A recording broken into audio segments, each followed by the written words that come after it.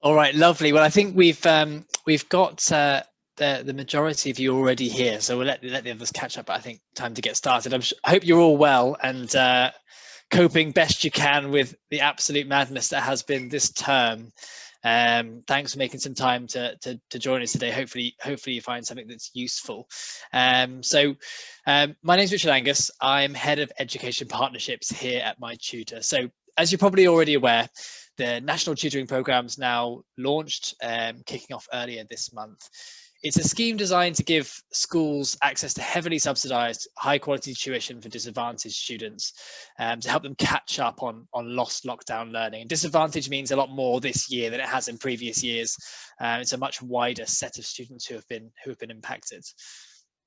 As an approved provider, we're supporting about 600 secondary schools this year. That's what we've said that we're able to support, with 30,000 pupils across the country. But while some schools are already familiar with online tutoring and have some experience in running programs, for many it's still a relatively new form. They're sort of uncharted territory, really. So what we're going to talk about is how online tuition works, demystify it, and discuss how it works in practice. We'll also talk about the NTP programme and how that works in terms of logistics, options available, and all that kind of stuff. But more importantly, we're going to be speaking with Richard Gillo as well, who's the head of upper school at Archer Academy in North London. He's run programs with us before, and so what you'll be able to get is hopefully some concrete insights on things that work well, things that could go better, and also other elements that he brings into school at the moment during such a busy period, such a tough time. So hopefully you can find some really useful nuggets there, and please feel free to ask both himself and myself the two Richards questions in the Q&A box, which you'll see at the bottom of your screen. You can also upvote others' questions. So if you really like their questions, upvote them and it will just appear a little bit higher in the window.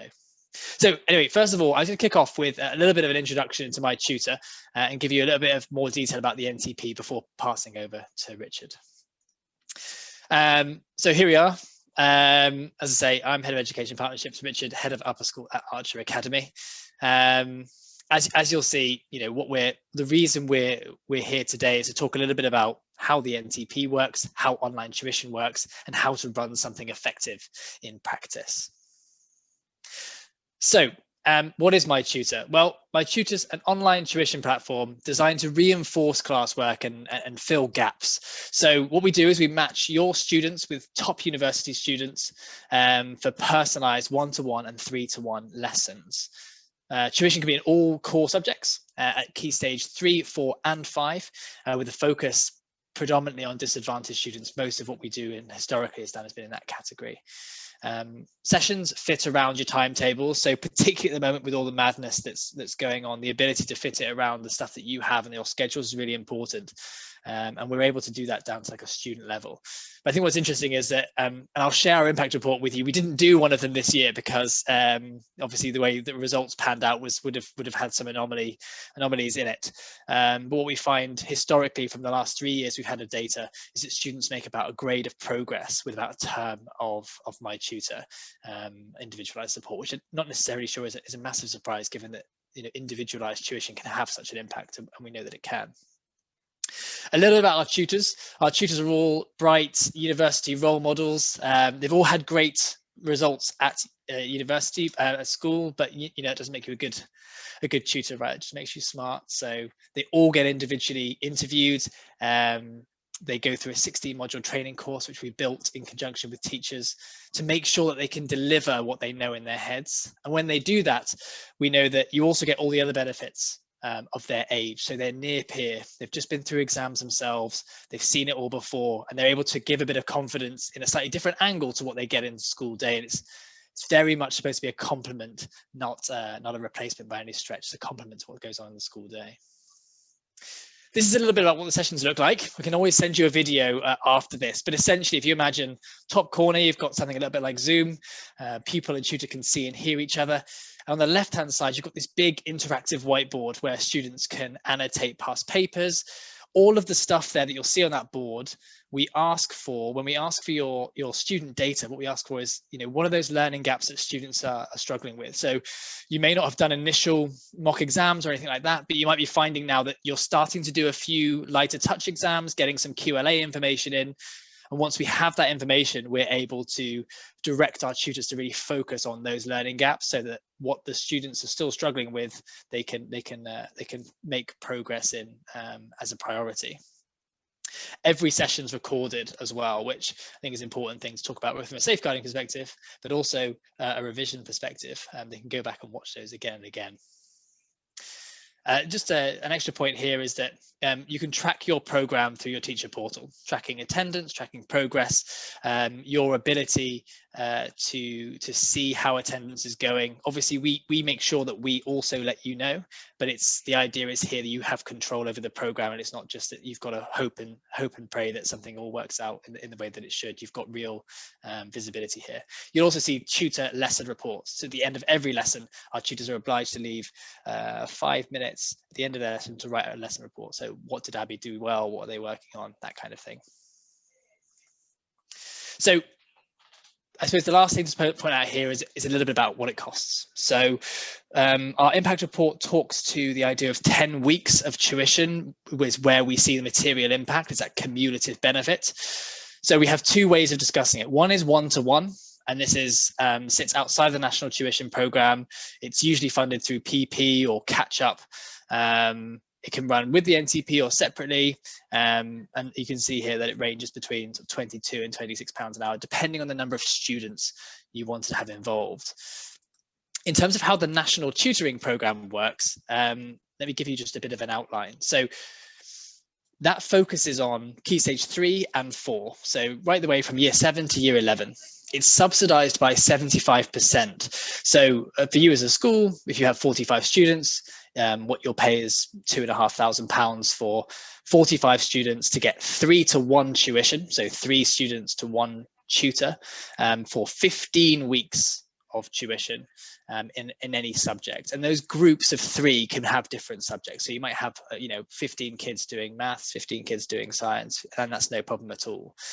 And the government pay for the other 75%.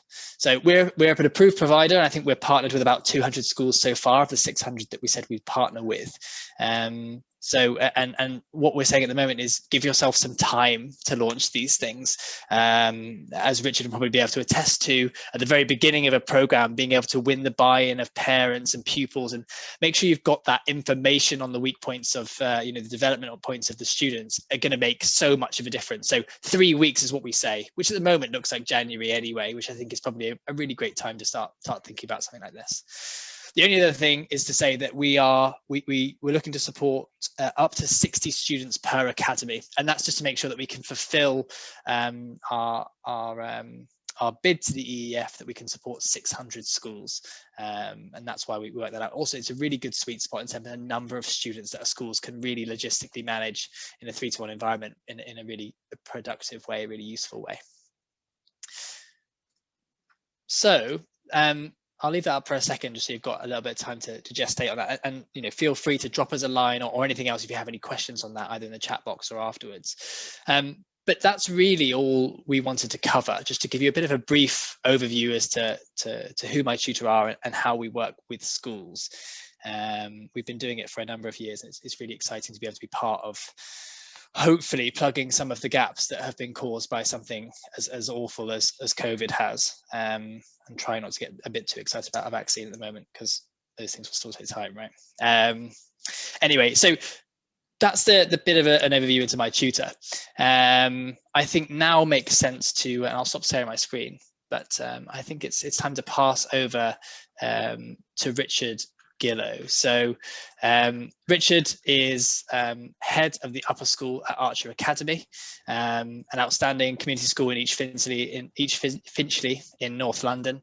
So Richard focuses on the transition from lower to upper, and then helps those students on their chosen course, and he's been working with us for a few years now. He also leads on pastoral care at the upper school, which is obviously making sure that they have a really safe and happy environment for the students. So Richard, I'll hand over to you. Thanks for joining us today and for bringing a presentation along.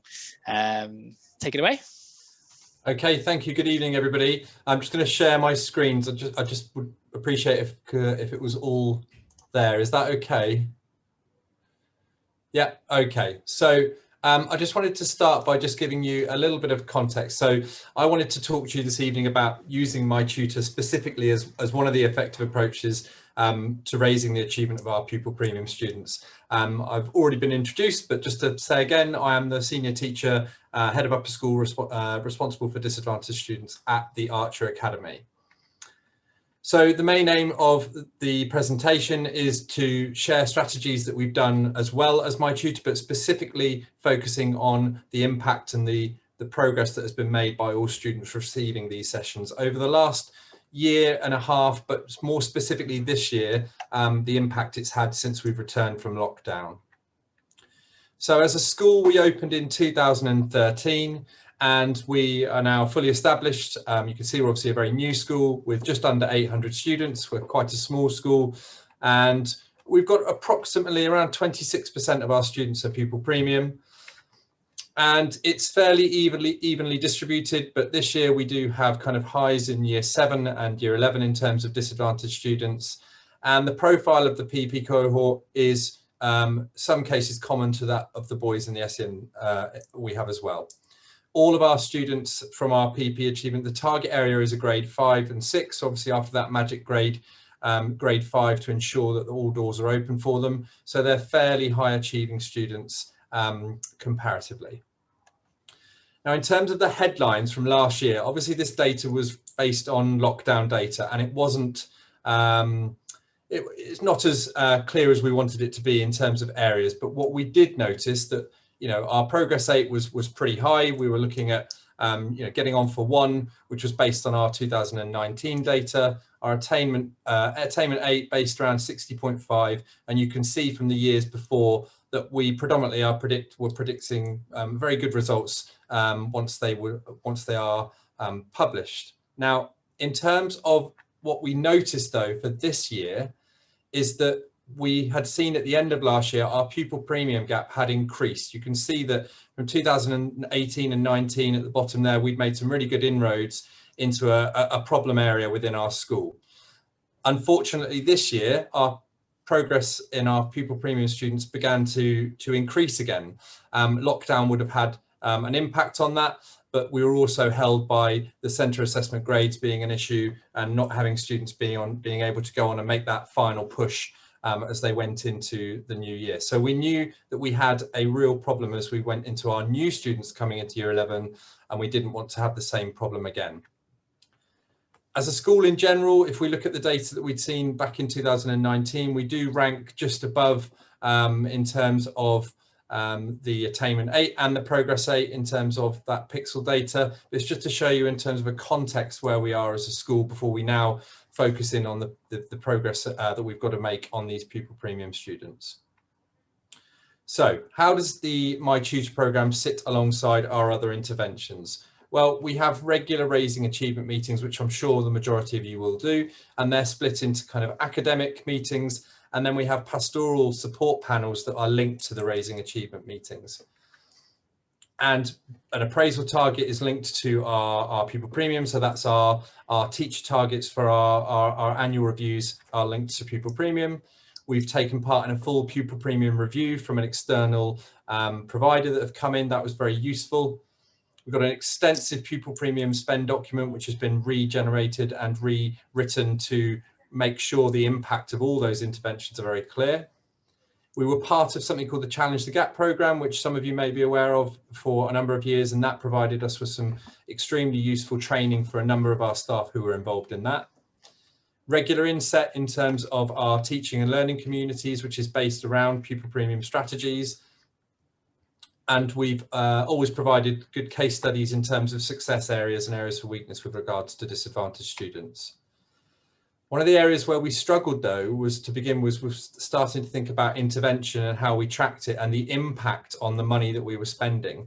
And alongside literacy, there were a couple of things that really came out as being quite difficult for us to do. And that's where MyTutor did come in to provide us with a bit more thoroughness to the data that we need to support our spending. Just in terms of some middle leader strategies, just sharing a few other ideas. So we have regular pushing progress meetings with our pupil premium leads in departments. pupil passports, they're issued to all staff so that they know exactly who these students are. And of course, we can't get away from the quality teach first. We obviously priority mark, and our books are left in school by our pupil premium students as well. So they're just some things that can make a small difference, even if you're not looking primarily just at MyTutor this evening. Our monitoring weeks always have a specific pupil premium focus, and we have something called enrichment at our schools where we actually look at additional opportunities after school. And again, the pupil premium students are prioritised for that. Overall, it's about that identification and just making sure that our minimum offer for our pupil premium students is better and more rounded than perhaps the rest of the cohort. So if we go specifically to MyTutor at the Archer Academy, how do we select the pupils? Well, it's data driven, and last year our year 10s predominantly were looking at their 1 year to go exams and their end of year data. We know that that was made more difficult by the fact that the lockdown, meaning that they were having to do those assessments, were at home, and therefore the validity of the data was questionable to a degree. And that has been an issue slightly as we look into where we are with the data at the moment. The majority of our students are pupil premium. It is funded by predominantly from our pupil premium funding and catch-up funding to ensure we're meeting those requirements. So some of the logistical things, when do we run these sessions? Well, we've currently got 30 students that are in year 11 that are in school. So 15 doing English and 15 doing maths. And they currently do this on a Monday and a Friday after school. And we've also got a further 11 students working at home. And I'll come to that in a moment, because that's another way you can use MyTutor to perhaps increase the number of students that you're able to support. And thankfully, we've signed up with Richard and the team to have another 60 students using our catch-up funding, which will be starting in December and then really launching into January to get going. And that will be predominantly for us, will be more year 10 orientated, so that we can support those gaps as well as the current year 11s. So we do our sessions in an IT room, and it is, I think, important that that is the case, and I'll come to that in a moment. And in terms of times, we are reviewing the use of some core PE time for some of the catch-up sessions, just in terms of when we're able to do it, because obviously you can see we'll be having almost 100 students doing MyTutor at one point. The reason our numbers are slightly higher is that some of our are an existing program, and then obviously we have the parents that are paying for it independently at home as well. So how do we measure progress? Well, we measure the progress from their summer report measured against, at the moment, their autumn report. And students have also completed an attitude to learning questionnaire that's provided by MyTutor. And the information that we've just received about our first assessment point is that the current cohort that are doing the English and maths are making approximately 5 times the progress of those who are not doing MyTutor. In terms of a number, I mean, it's not quite at the 0.6 that we would be hoping at the moment. And some of that is because the lockdown data has been downgraded, because our new head of maths is a bit concerned that the grades are a little bit elevated. But it does suggest that if our students continue on this path and they've got their mocks over the next 2 weeks, we should be seeing more students that are making towards the 0.5 or 0.6 of a grade improvement from those who are not using MyTutor. And in general, it has turned around the impact from lockdown of those students. We were seeing more and more students who unfortunately were on a negative turn with their data, just because we didn't have the valid results from the summer. So it's a really clear indication that in 9 weeks, students have made a significant difference, and they're now making more progress in English and maths than those who are not. How do we monitor attendance and keep the parents and the pupils engaged? Well, we contact the parents straight away, and we do use the MyTutor resources. They're very clear, booklets for tutors and parents as well that go home, as well as just phoning to make sure that they're all on board with it. The attendance, that's one of the best things that I think that on the MyTutor program there is. The log is very clear, and you can monitor where students are slipping. Our attendance at the moment is just shy of 90%, which I think is slightly better than the average for MyTutor at the moment. So we're quite pleased with that. And it's actually been very useful when students perhaps might have to self-isolate or has been unwell, or for whatever other reason they've been able to do that at home. And we have seen students attending those sessions more frequently than they would perhaps do their normal work, which is interesting. There's also a weekly attendance email that comes out. It's already been mentioned, but again, really nice to be able to go and give well dones to students from MyTutor saying, look, you've been doing really well, you've attended this number of sessions this week. They also do quite a nice comment share, which is really nice from the tutors, where they reflect on students that have done very well. So it's nice to be able to go and give support to students and just say, oh, I've heard your tutor say you did really well, fantastic answer in that 6-mark question, or however it was done. So that's another really nice touch by the company as well. So in things that work well or don't work so well, what works really well is to have IT support when you're in the sessions. We are lucky that we do have one of our IT technicians that is around, just in case. Predominantly it's issues within your school, speakers not working or the camera's not working, but that's something that I think needs to be there if you're going to make a really good push with it. I've done both laptops and desktop computers. I would recommend that desktop computers are better purely because of the internet connection, but it doesn't mean laptops can't be used. It's just one less variable to go wrong, I suppose. I found that on a very basic level, rewarding the students in terms of turning up, a pack of biscuits, those sorts of things in a socially distanced, not sharing food way, but it does seem to encourage them to come as they are driven by their stomach.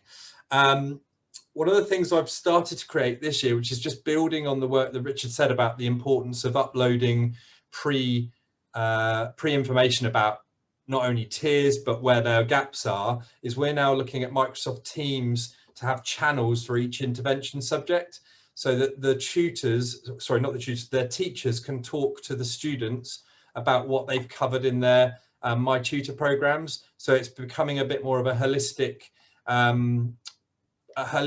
motion where students can then go back to their tutor and say, my teacher has told me that actually it would be good now if I could look at Pythagoras this week or quadratic equations, and that's worked really well, where they've had update feedback on what they need to focus on.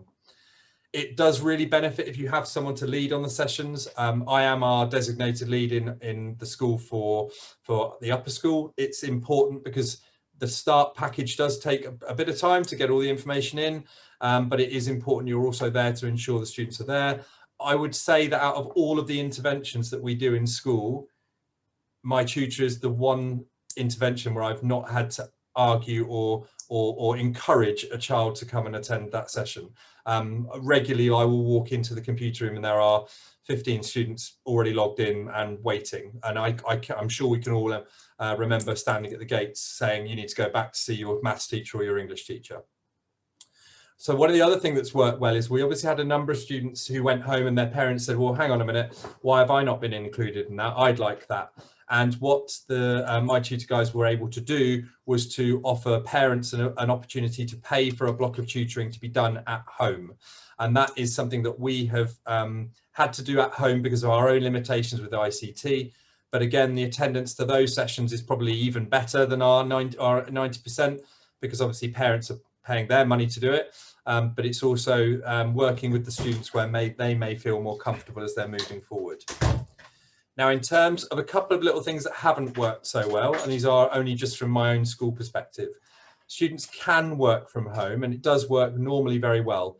But when they choose to work from home, sometimes there can be an ulterior motive, shall we say, and some of them may well not make it in time or lose some of the time that they should be having. So I would be conscious that if you can do that in school in terms of your investment, and I know it's a huge amount of money that schools are looking to pay for this, it is important that you've got a hold on that. And then that last bit I've already mentioned, but just in terms of IT, just making sure that you've got the support and just be mindful that the laptops in our school anyway, the internet was not quite as reliable. I think that's about it from me. Thank you for listening. I am aware that this is kind of an after school event where some of you might go away and think, oh, I'd really like to just fire another couple of questions. I've left my email address on there. If anyone wants to email just to ask, or even come and visit at any point when we can, do come and see, and you can come and see a session and how it runs. But thank you for listening, and I think I'll hand back over to Richard. Thank you. Lovely. Lauren, do you want to run us into Q&A? Thank you, Richard. That was really, really useful and lovely to see how it's all couched with everything else that you do. So thank you for giving that additional context. Yeah, thank you, Richard. That was really, really interesting. So I've had a few questions in, and please continue if you've got questions, drop them into the chat or the Q&A. But I'll kick off with some of the questions we've had so far. So actually, maybe it might be good to just touch on that last point about laptops, because we've had a question from someone asking whether MyTutor is compatible with Chromebooks. So I'm not sure which laptops you've got in your school, Richard G, but Rich A, it'd be great to sort of hear a bit about what devices can be used with MyTutor, just so people have a bit of a sense. Yeah, happy to do it. I suppose the thing to flag is that there's nothing to download, so it's sort of device agnostic, really. I think the only thing it doesn't work especially well on is a phone, and that's, you know, anyway, that's not, I don't think that's particularly good for things like engagement, but also for that lesson space, the left-hand side of the video, it's really important. What we say is it's important to have access to a way of being able to type, being able to draw, like write, or either using a mouse or using a keyboard. So in schools, computers, iPads, laptops, Chromebooks are all perfectly fine. But that's all you need, really. Thanks, Rich. So a couple of questions about the NTP that people have got, particularly around the sort of the pricing and the discount. So with the 75% subsidy, can you just give a bit of an overview of what that applies to? Because we've had a question about, can we get one-to-one at a 75% discount? So it might be good to just clarify what's the pricing with the NTP, and what does the subsidy apply to, and what does it not apply to in terms of MyTutor? Yeah, it's a good question. There's lots of stuff flying around about it all, and so it's useful to clarify a few bits there. So in terms of how it works, so it's basically been asked that the NTP wants to reach as many students as possible. And so for that reason, for the majority of students, it's 3-to-1 tuition in terms of what's delivered and what's subsidized. In terms of one-to-one tuition, we are able to offer a small portion of one-to-one at a subsidized rate, but that is specifically for SEND students. And so for a school, you can either think of it as, well, I'd like to support either sort of 60 students with NTP 3-to-1 tuition, or I'd like to maybe look at more like 30 SEND kids for one-to-one in something else. So while I'm on this, Adam, yes, it is 3-to-1's the maximum ratio that we do. It's you know, in order to make sure that the impact's the right level for what we need. But so the SEND stuff, the only thing I'd say about that is, for wave 1 and a fair amount of wave 2, we can deliver something that's really great, but more complicated needs in students, like really complex SEN, our tutors as university students aren't as well set up for a lot of the pastoral elements that are required there, relative to light touch isn't the right word, but sort of students that have, you know, anxiety or things like that, where we can work a lot more effectively with them, because they just, you know, a bit of individualized attention, it's been a long day, you know, is useful for them. Hopefully that answers the question. Thanks, Rich. So I've got a question. I'd like to put this one to Richard G. So we've got a question around whether teachers can how do teachers input into the tuition? Can you sort of direct the tutors to focus on certain topics? And it'd be interesting to hear how you've managed this in your programs. Yeah, I have to say that's probably something we've developed as we've gone along. So the main way that can be done is obviously in the pre-material that is uploaded before the course starts. So you're asked to provide information about areas of weakness, areas that they'd like to focus on, the tier and the board, so that can be really kind of clear as well. I found that quite difficult to begin with, just in terms of getting all the information together, but we've improved massively on that. And I think, like I said in my presentation, we're trying to now make that a more fluid approach, where it's an ongoing conversation. What would be ideal would be a teacher being able to talk to a tutor as well, but at the moment we know we're doing it as a middle ground, where this Teams channel will enable students to talk to teachers, teachers to talk to students, who go back to the tutor. But what we also encourage is the heads of department and the teachers to come into the sessions and actually move around the room and see how they're getting on, and they've all found that very, very kind of eye-opening. very interesting that they've been able to see what's going on, and they've then thought about what maybe they would suggest is beneficial. The final thing I would say is that after every kind of assessment, I've asked for feedback to then feed back to the tutors about where to go next. That's great. Thank you, Richard. So I have one question here around sort of timetabling. So obviously Richard G told us about how his lessons are Mondays and Fridays. Rich A, can you shed a bit of light on how we match lessons up with schools' timetables? For example, could a school have a study period at 12 p.m. for year 11? How flexible can we be?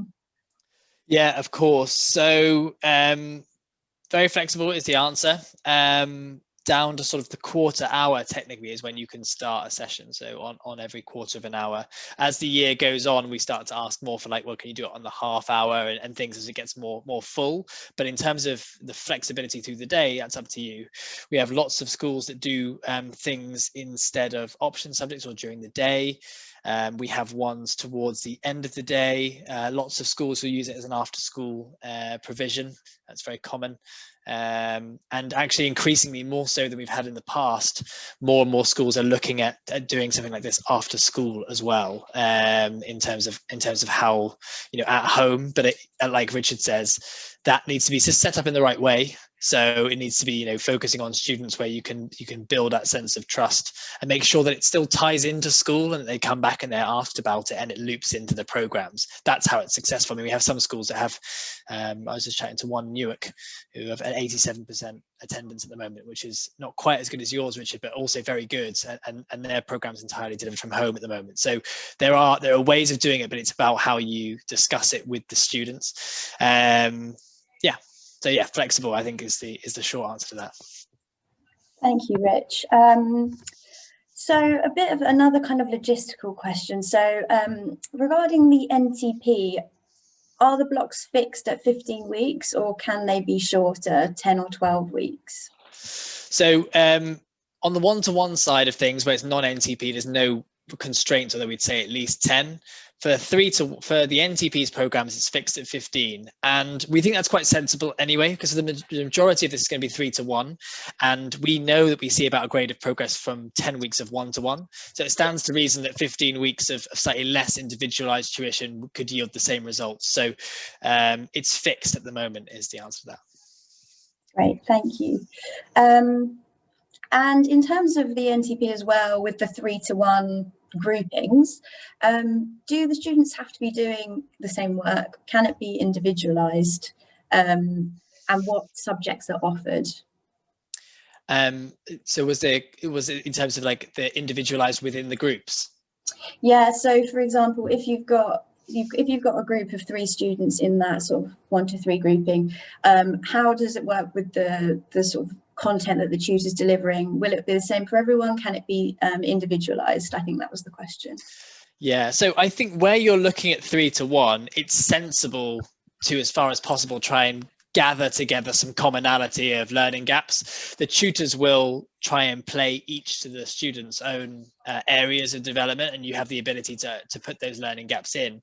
But thinking about them as groups is quite a sensible way. So similar gradings, similar-ish like gaps in knowledge, complementary styles for the students in terms of they're going to do well in a group of 3 is probably what I'd say. Richard, do you have something to add to that? Or yeah, I was just going to say the way I've pitched it to the heads of department for our the tutoring is that can they try and group it on a similar target level, so that they're at least on a baseline same area. So they've come back to me with groups of 3 as much as possible. That's great. Thank you, both Riches there. Yep. So another person just kind of, I think they might have missed it at the start, but Rich, do you mind recapping what subjects we offer at MyTutor? Yeah, so at the moment, core subjects are where we have best supply, best trained tutors. So think about every version of English, maths and science. So that's how we look at it. I think we used to offer every single subject, but what we found was that it was quite a spotty amount of supply we could find, often because it wasn't high in demand for schools. So think in core subjects when you think about MyTutor at the moment. Great, thank you. So a question here around funding. So obviously, with the NTP that's funded by this government subsidy, someone was wondering whether it's okay to use pupil premium funding as well, which I know Richard G actually touched on already. Rich, do you want to talk about that a bit? Yeah, I mean,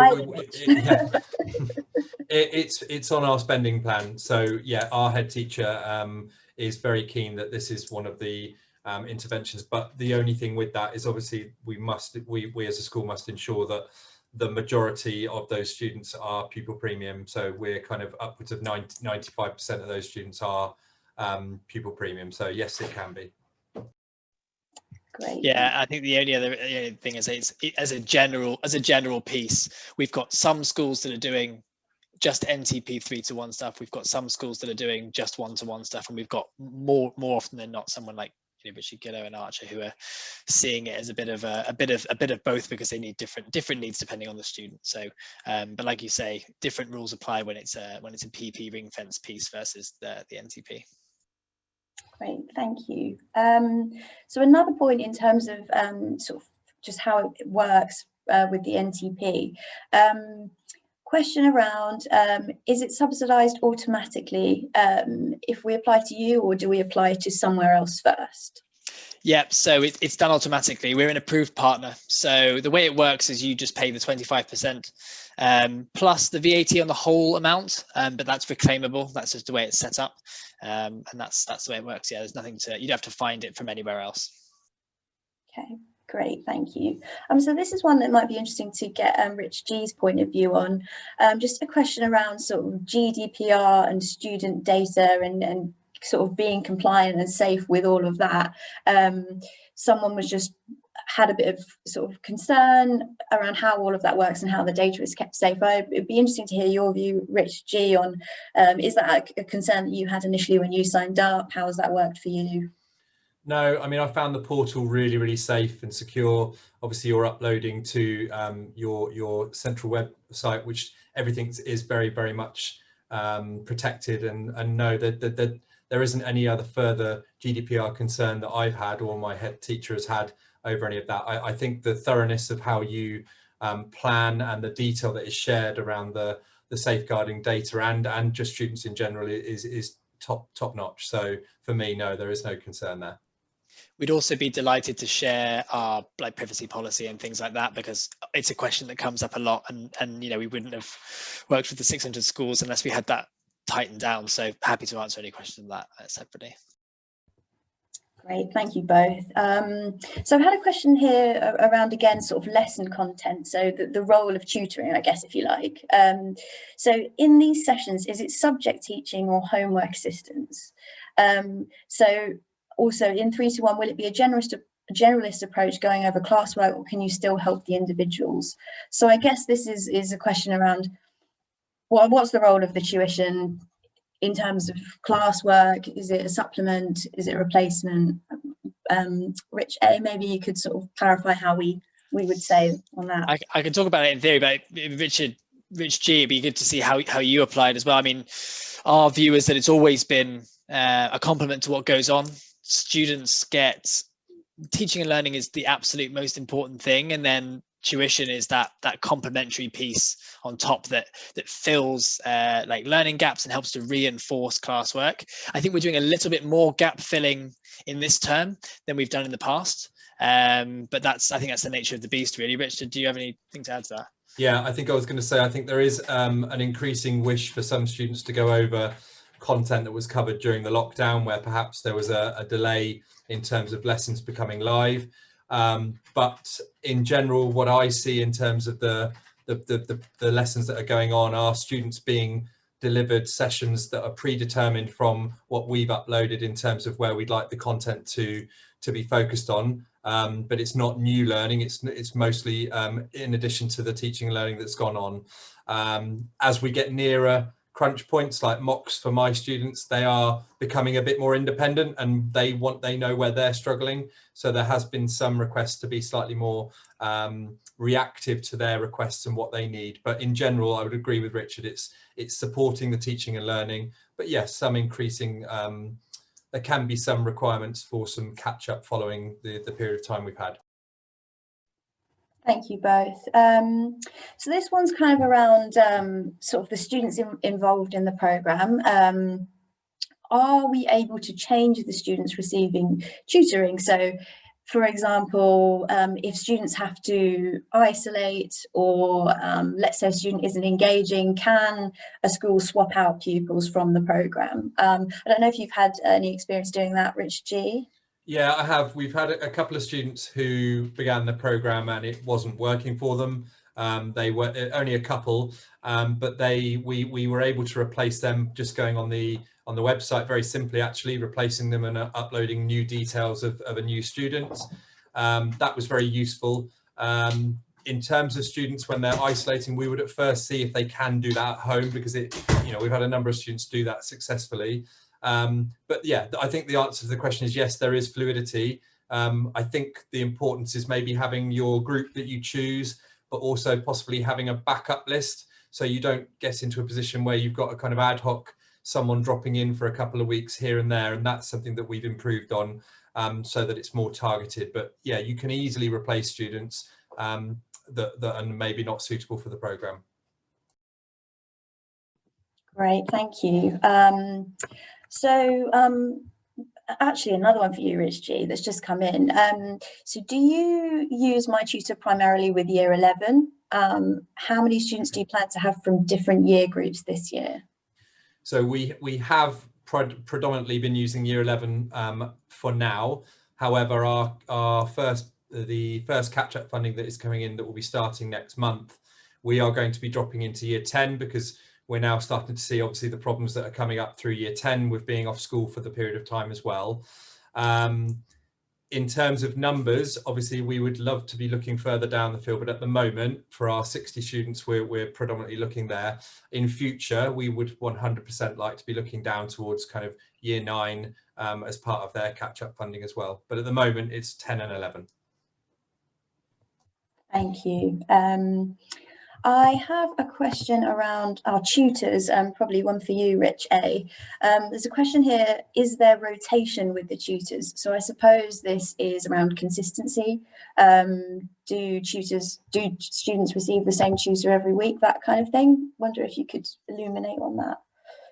Yeah, so in terms of the consistency of tutor, what we find from the data that we see is that it's normal to have a couple of tutors during the program and still have the impact that we're looking for. And one of the ways we have that for sure is that we have a great Passover system for notes, previous history of the students. Lesson reports are left after every session. So what we don't guarantee is that a tutor will be able to be in this, the same tutor will be there every week. We try as far as possible to do it, but we know that people's plans change. So we have a great system to minimize anything there where it does get handed over to a different tutor. I don't know, Rich G, if you've experienced much of that, but that's about right from our side. Yeah, it's very limited, but when it does, the cover system kicks in quite quickly. Yeah, within kind of 5-6 minutes, the student is reassigned a new tutor, and they're up and away. The standard of tutoring is consistently high, so you know if a child who's been used to having a tutor from Nottingham, then the next week it isn't someone else, it will still be another very high achieving student. So I've not had any complaints from any of the students about the quality of tutoring. Thanks, Rich. I've got a couple of sort of questions I might sort of bump together because I think they're on a similar theme. One is around whether our tutors receive safeguarding training, and another is around, is there an observation system of tutors in place? So Rich, perhaps you could talk a little bit about how we sort of monitor quality and the training we provide for the tutors. Yeah, good question. So so first of all, we've got a few hurdles to get the tutor onto the platform at first, just to make sure that we have every confidence they can deliver a good program. Part of that is a 16-module training course. Well, it's probably more than that now, actually. We're adding to it all the time, which is a mandatory course for tutors to be taking before they can come on board fully.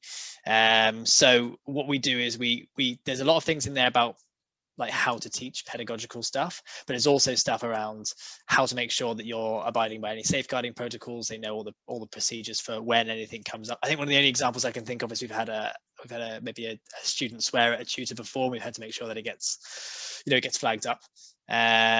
So that's one of the areas, the major areas that when we're getting all of that stuff together at the beginning, tutors are really they know what to do, because it's not something that they've done before in the past. So having like obvious coherent policies is really important. Lauren, I'm not sure I answered all of that question. What was it? I think so. So I think the main thing was whether tutors receive safeguarding training. That was number one, which they do. And then number two was to do with sort of observation in terms of monitoring lesson quality and things like that. So I suppose there's a bunch of reasons why every session being recorded is hugely beneficial. So from a safeguarding perspective, it's great because we can just flag up anything that might have come up in a lesson. It's also great for revision, but it's also great for our QA processes. So we have a whole team internally, some previous teachers, some not, who QA a number, which I don't know off the top of my head, of lessons every week to make sure that they're constantly improving the overall quality. And so what we do is we select a sample that is going to be big enough for us to be able to see trends across our tutor base, and apply that. And then if we see that there's something that needs to be done, we'll apply a rollout more broadly across tutors, as well as isolating anything that comes up if there's any sort of individual tutors that could do with any support or anything like that. So I think one of the things we try to offer to our tutors is support, making sure that they get to be really brilliant, because they're not going, they've still got to learn, and still got to be trained to deliver a great job. Thank you. I have one for Rich G here. Someone's saying, you mentioned large groups. Oh no, the question's vanished. Sorry, I've got it. You mentioned large groups of students accessing the tutoring simultaneously. Assuming the 3-to-1 ratio applies, does this mean that you have several groups of 3s on the go at the same time?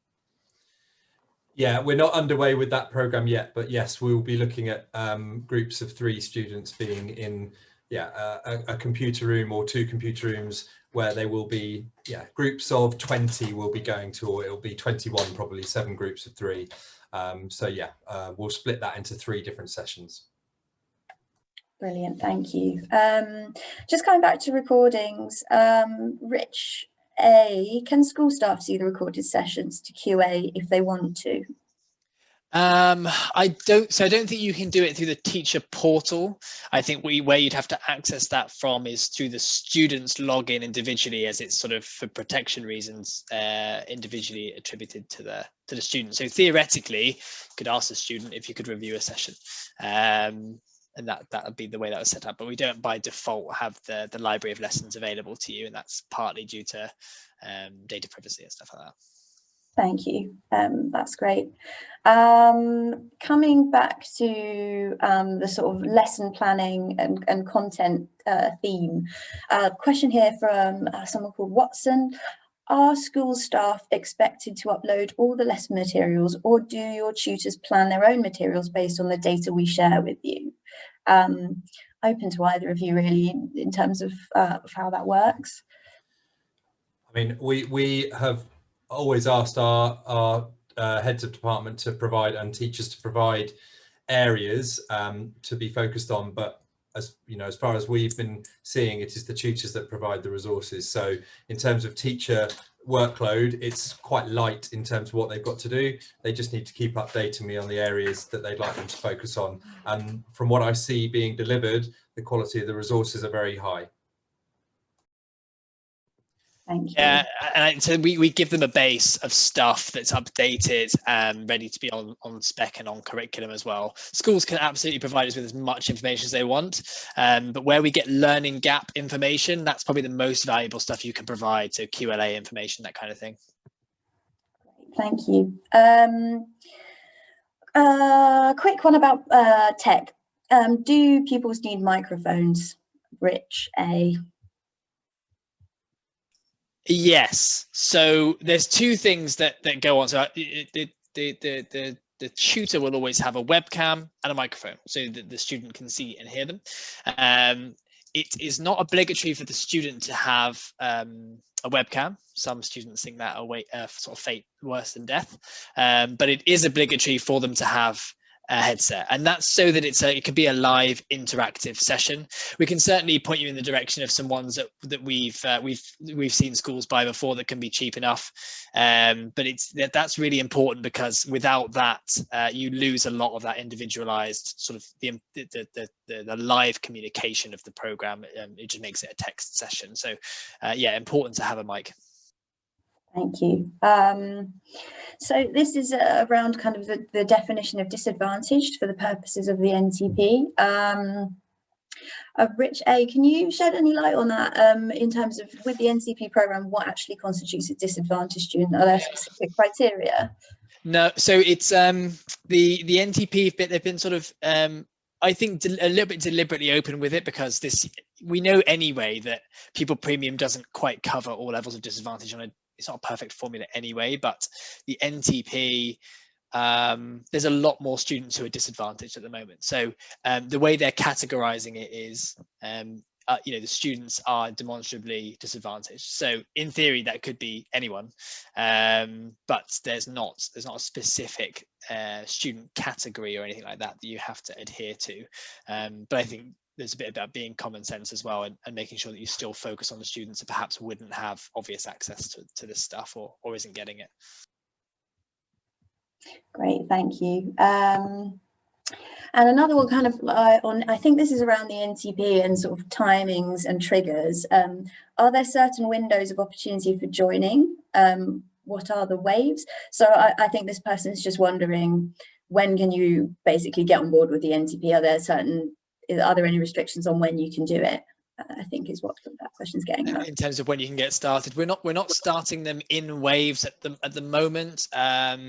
We say that from the point of what we initially do is we sign off on a number of pupils that you'd like to start with in 3-to-1 and 1-to-1, and then we say give yourself 3 weeks. So it's not that it starts every 3 weeks, it's 3 weeks from the point of signing an agreement in the first instance. That's the way I think about it in terms of when it could start. Thank you. This one might be a good one for Rich G, actually. So it's around communicating to parents. So this person's asking whether there's sort of a standard letter for communicating to parents, informing them about the programme and what it entails. So it might be good to just hear a little bit about what you did to let parents know. Yep, so there are standard letters for parents and students, and obviously links to the impact reports, which are really useful as well.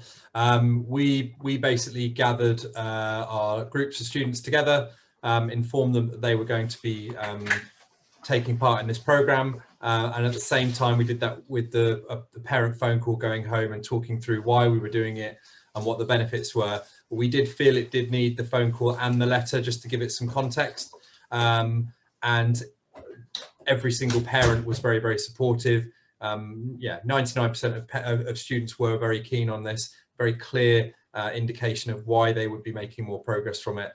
I think the only thing would be just making sure it fitted around them. There were some concerns for parents about when it was going to take place with regards to other external tutors and things. So, but the documentation that is there is very clear and very useful. Thank you. So I'm aware actually we're sort of coming to the end now. I think we've got time for a couple more questions that we can squeeze in. Rich, a question around, again, sort of tutor training, I suppose. So a question here on, are tutors experienced at teaching to the demands of specific exam boards and exam technique specific to them? So yeah, it'd be good to hear a little bit about how do we ensure tutors are teaching the right exam specs, and how we sort of manage all of that, if you wouldn't mind.